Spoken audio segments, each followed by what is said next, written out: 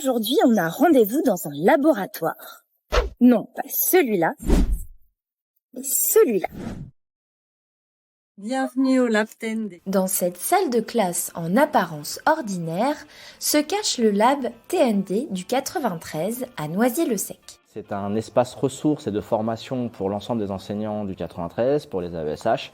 Globalement, l'idée, c'est de permettre à tous les enseignants de mieux prendre en charge les élèves qui présentent des troubles du neurodéveloppement et de favoriser l'inclusion. Il est essentiellement destiné aux enseignants du premier degré, mais pour l'année prochaine, il a vocation à accueillir également des enseignants du second degré. L'idée, c'est que la loi de 2005, elle a été appliquée surtout en termes de compensation pour les élèves à besoins éducatifs particuliers. Et là, on essaye de former davantage à l'accessibilité pédagogique. C'est-à-dire qu'il y a une difficulté et en fait, on va faire en sorte que l'élève puisse y arriver, mais par quelque chose qui est extérieur. Donc finalement, si on enlève, par exemple, l'accompagnement humain, la difficulté reste toujours là. On a une enseignante ressource qui est en charge du lab et c'est elle qui va effectuer les emplois du temps, c'est elle qui va mener les formations. Voilà, moi, j'ai simplement à coordonner le tout au niveau départemental et à répondre quand il y a des problématiques particulières. Un professeur ressource est un enseignant spécialisé qui vient en appui dans les classes pour aider à mettre en place les adaptations.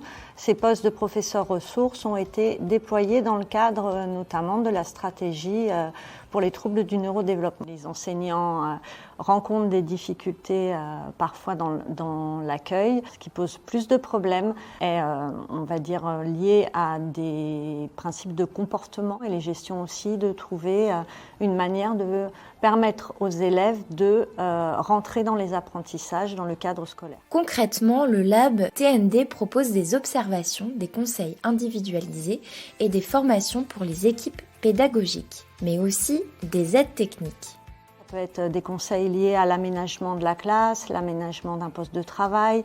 Ça peut être aussi de trouver et d'identifier les appétences scolaires de l'élève pour s'appuyer dessus, pour lui permettre une entrée dans les apprentissages. Dans certaines situations, en effet, l'accompagnement du professeur ressource permet vraiment à l'enseignant de pouvoir mettre en place ces adaptations et après d'avoir une certaine autonomie, lui, pour pouvoir adapter ensuite seul. Alors les enseignants viennent au lab soit dans le cadre de leur plan de formation de circonscription, et dans ce cas-là, c'est effectivement décidé au niveau de la circonscription par leur inspecteur, donc ça fait partie d'un temps de formation global.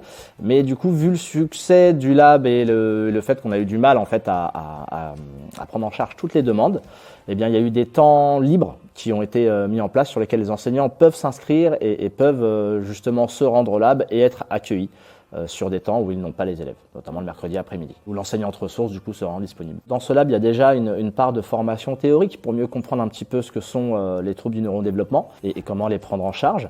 Ensuite, il y a des présentations de matériel pédagogique adapté qui peuvent accompagner justement la prise en charge des élèves ayant des troubles du neurodéveloppement dans leur processus d'apprentissage. Et on a aussi la modélisation d'espaces de travail à mettre en place peut-être dans les salles justement pour mieux accompagner les élèves. On a également un espace de conception d'outils. En règle générale, les familles sont ravies et voient une différence, on va dire, dans l'accueil de leurs enfants une fois que les enseignants ont eu soit des outils, soit des pistes, soit une formation. Ce qui a changé ces dernières années, je dirais que c'est surtout une mise en lumière en fait de ces élèves parce que effectivement, on les accueille de plus en plus à l'école, ça génère des difficultés et donc ça génère un besoin pour les enseignants d'être formés et d'adapter leurs réponses pédagogiques. Et du coup, les enseignants sont en demande. Ce qu'ils nous disent, c'est que ça leur apporte énormément. Ça leur apporte au niveau de la compréhension des élèves atteints de troubles du neurodéveloppement, mais surtout en termes de réponses pédagogiques pour mieux les prendre en charge.